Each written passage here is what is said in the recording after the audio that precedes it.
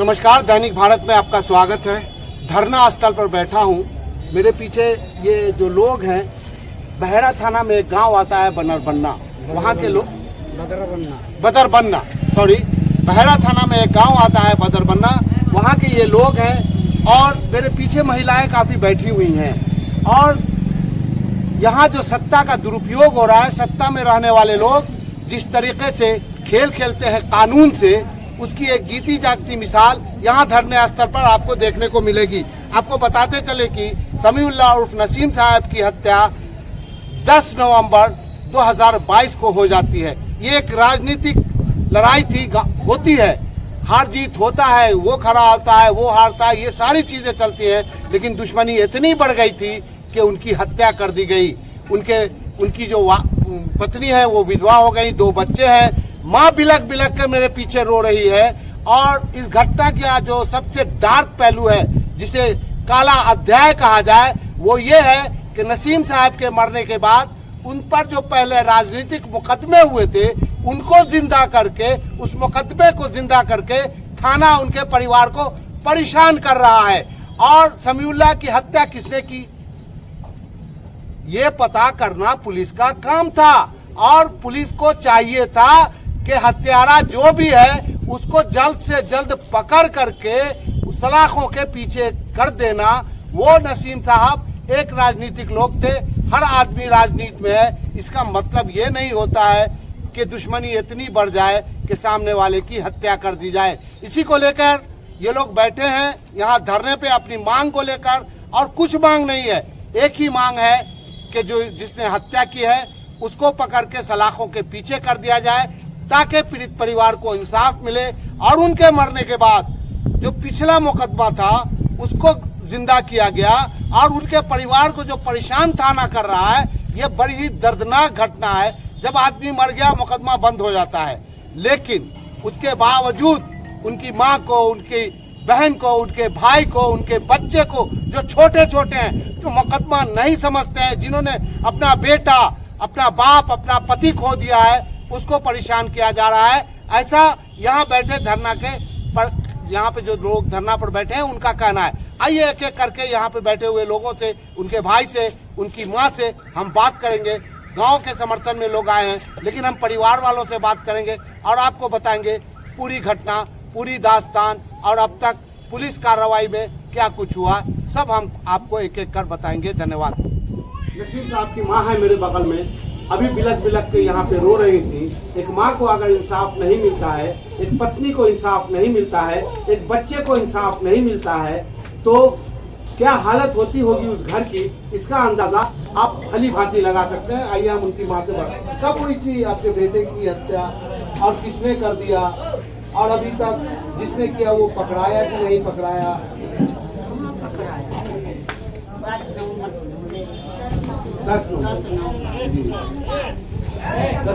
हुई थी। तो इसका केस वेस भी हुआ था? नहीं, केस कहाँ हुआ, 4-5 लड़का पकड़ा है, न उसमें पकड़ा है, न उसमें अफजल पकड़ा गया है, न उसमें बारिश पकड़ा गया है, न उसमें सक्री पकड़ा गया है, न उसमें बहिरा पकड़ा गया है, उसमें जरीना है, सब हत्या में है। मेरे बेटा को मारे में क्यों मार दिया था? मार दिया, दुश्मनी करता था, डीजे ले लिया, डीजे का दुश्मनी की। हाँ, डीजे का है बजाता है, हम बजा रहे थे। वोट नहीं दिया, सब बहुत लेकर के कमी मर दिया, उसका लेकर के बहुत ऐसा झमेला लेके दहेज लेके चला आता था। और दहेज का गाड़ी को घेर करके, शीशा तोड़ करके, निकाल करके, उसको पैर को बांध करके, हथौड़ा चला करके 20-25 आदमी से भर करा सब तोड़ था। तो क्या चाहती हैं? हम यही चाहते हैं कि हम लोग को इंसाफ मिले, मुजरिम को पकड़ के अंदर दिया जाए और घर पर जैसे भी चले। बच्चा लोग है, उनका इंसाफ। छोटे छोटे बच्चे हैं जो मेरे बगल में बैठे हैं, मासूम हैं, बाप को खोया है, और इंसाफ के लिए इस भरी दोपहरी में, इस गर्मी में, इस उम्मत में इनको धरने पे बैठना पड़ गया है। क्या कर रही है सरकार, क्या कर रहा है प्रशासन? हाँ, 8 महीना होने के बावजूद भी मुजरिम नहीं पकड़ाया। उल्टे इन लोगों पे जो पिछला मुकदमा नसीम साहब का गांव में छोटा मोटा होता रहता है, राजनीतिक मुकदमा था, उसको लेकर के थाना इनको परेशान कर रहा है। और मैं प्रशासन से पूछना चाहता हूँ कि पीड़ित को ही अगर परेशान करना है तो जला दो संविधान की किताब, जला दो कानून की किताब, जो दिल में आए वो करते रहो। इस देश में कोई न बोलने वाला रहेगा, न कोई पूछने वाला रहेगा। दैनिक भारत आपसे सीधा सवाल करता है कि हत्यारे खुले घूमेंगे और जिनकी हत्या हो जाती है पीड़ित परिवार को परेशान किया जाएगा। आइए उनकी पत्नी से बात करते हैं। सबसे पहले तो हमारी संवेदना दैनिक भारत की आपके साथ है। आप इस गर्मी में यहाँ पे बैठी हैं, हमें भी दुख हो रहा है, बोलने में मुझे भी समझ में नहीं आ रहा मैं क्या बोलूँ। आप मुझे ये बताइए, यहाँ पे आई हैं, उनकी हत्या आपके पति की होती है, अब यहाँ पे बैठी हैं, क्या चाहती हैं और अब तक प्रशासन ने क्या किया, हमारे माध्यम से आप बताइए। कुछ भी नहीं किया गया है यहाँ पे। 10 नवंबर को मेरे आदमी को मारे थे। मैं भी यही चाहती, जो मेरे घर वालों के ऊपर झूठा मुकदमा, झूठा केस बनाया गया, वो केस को ख़त्म किया जाए। अब जो मारे हैं वो लोगों को पकड़ना चाहिए, एक को भी नहीं पकड़ रहे। अच्छा, ये जो केस था उनके मरने से पहले का था कि या बाद में बनाया गया? मरने से पहले झूठा बनाया गया केस। अच्छा, हाँ, झूठा है। मेरे आदमी के ऊपर भी केस है, उसको भी खत्म करो, वो झूठा केस है। अच्छा, क्यों नहीं पकड़ रही है? पैसा खाइए, इसके लिए नहीं पकड़ते। और वो लोग पैसे वाले हैं? हाँ, पैसे वाले हैं, वो लोगों ने पैसा खिलाया गया है, इसके लिए नहीं पकड़ रहे। कौन लोग थे वो जो? कमरू ने और ये बारी के, अफजल है, शकील है, ये जो लोगों ने मारे हैं, ये इतने लोग हैं, 14 लोग, 14-15 लोग हैं। तो अभी आप एसएसपी से मिली थी, प्रशासन के जो बड़े लोग हैं नहीं, अभी मैं ऑफिसर? नहीं मिली हूँ। आज मिलिएगा? नहीं, हाँ, आज मिलूंगी। आज मिलिएगा। अब्दुल्ला साहब के भाई हैं, समझते हैं पूरा मामला, और ताकि मैं आपको समझाना चाह रहा हूँ, मैं आपको बताना चाह रहा हूँ, मैं आपको दिखाना चाह रहा हूँ, और इनसे अच्छे तरीके से इस घटना के बारे में कोई नहीं बता सकता। उनके भाई हैं, पूरा मामला जानते हैं। मामला क्या है सर, क्या है पूरा मामला और क्यों धरने पे बैठे हैं आप? पूरा मामला ये है कि 10 नवंबर 2022 को मेरे भाई को बहुत बेरहमी से मार दिया जाता है। कुछ राजनीतिक मामला चल रहा था गांव में, जिस दौरान हम लोगों ने किसी और को वोट दिया। देखिए, स्वतंत्र हम किसी को भी अपना वोट दे सकते हैं। तब से ही मेरे गांव का कमरुल हसन है, मेरे परिवार को तब से ही टारगेट करने लगा और कई बार मेरे परिवार पे हमला किया, लहू लुहान कई बार किया।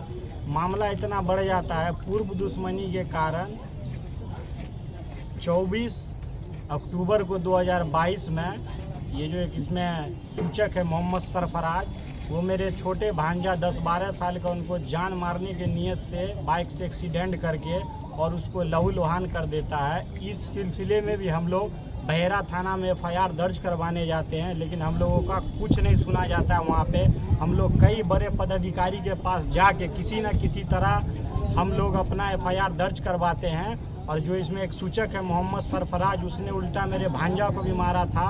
और क्योंकि वो लोग पैरवी और पैसे वाले लोग हैं, इसलिए पुलिस पहला उनका FIR करती है। 307 का केस नंबर है 533/22। उसमें पुलिस हम लोगों को अभी बहुत ज़्यादा परेशान कर रही है। और मेरे भाई का जब 10 नवंबर को मर्डर किया गया था, उसमें एक भी मुख्य आरोपी को पुलिस गिरफ्तार नहीं कर पा रही है और उल्टा पुलिस हम लोगों को बहुत ज़्यादा परेशान कर रही है। मेरे प्रखंड के जो DSP है डॉक्टर सुमित कुमार, वो भी हम लोगों का एक जरा भी बात नहीं सुनते। कभी हम लोग रात में अगर फ़ोन भी करते हैं 12-1 बजे, सूचना देते हैं कि सर अपराधी इसके घर में उसके घर में है, कुछ नहीं सुनते। कभी वो लोग किसी उसके जो रिलेशन में है उसके घर पे भी कोई छापामारी नहीं हो रही है।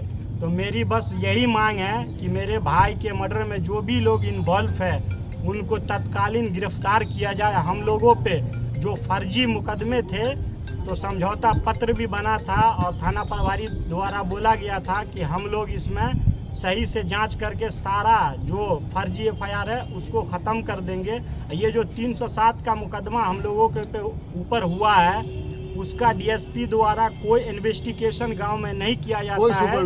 कोई सुपरविजन हो चुका है, लेकिन कोई इन्वेस्टिगेशन नहीं हुआ है। और उस सुपरविजन में जो 2 साक्षी का नाम दिया गया, वो भी न्यायालय में अपना एफिडेविट कर चुका है कि मैं इस घटने के बारे में कुछ नहीं जानता हूं।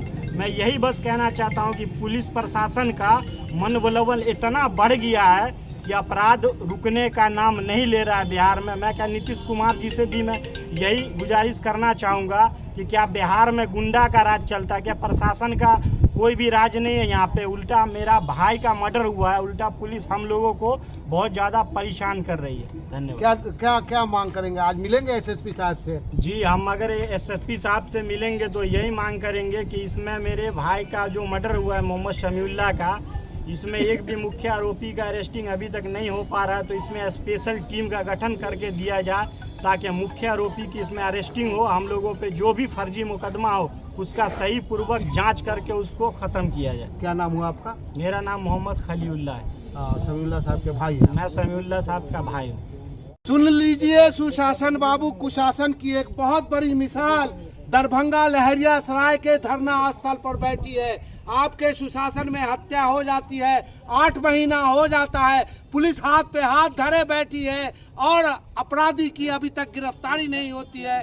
सुशासन बाबू, मैं फिर एक बार कहना चाहता हूं कि इस कुशासन को रोकिए, अफसरशाही को रोकिए, मजलूमों की आवाज़ बनिए। आपको 24 जीतना है तो आपको इनके साथ खड़ा होना होगा, अपराधी के साथ नहीं खड़ा होना होगा। आपको साबित करना होगा कि आप सच में सुशासन है और पीड़ितों के साथ खड़े हैं, दुखियारे के साथ खड़े हैं। और ये लोग बैठे हैं, अब देखना ये होगा कि सुशासन बाबू के इस राज्य में इन पीड़ितों को इंसाफ कब मिलता है। बेनीपुर थाना अंतर्गत बनरबन्ना एक गांव है, वहां समीउल्लाह साहब का मर्डर हो जाता है और उसमें नामजद अभियुक्त हैं। सब लोग यहां धरना पर बैठे हैं गिरफ्तारी की मांग को लेकर के। क्या डेवलपमेंट है सर?